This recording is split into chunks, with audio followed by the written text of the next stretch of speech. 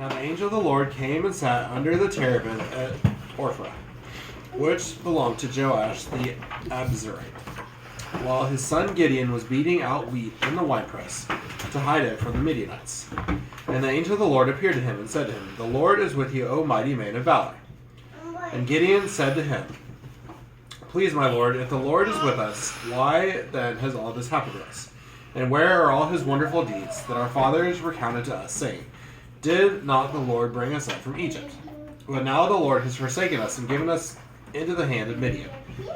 And the Lord turned to him and said, "Go in this might of yours and save Israel from the hand of Midian. Do not I send you?"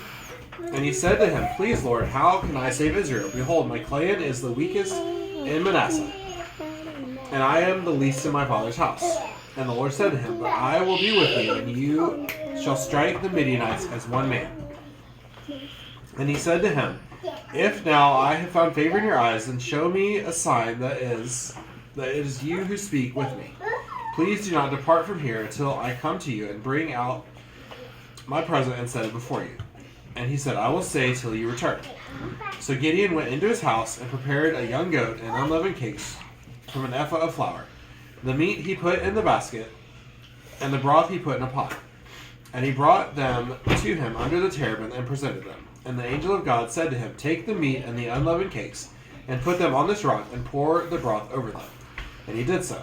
Then the angel of the Lord reached out the tip of the staff that was in his hand, and touched the meat and the unleavened cakes. And fire sprang up from the rock, and consumed the meat and the unleavened cakes.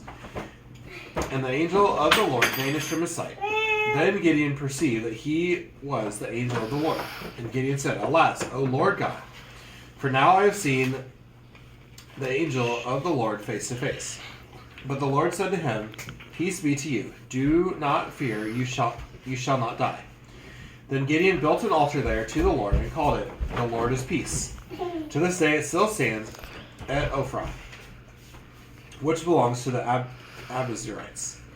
That night the Lord said to him, "Take your father's bull and the second bull, 7 years old, and pull down the altar of Baal that your father has, and cut down the Asherah that is beside it. And build an altar to the Lord your God on the top of the stronghold here, with stones laid in due order.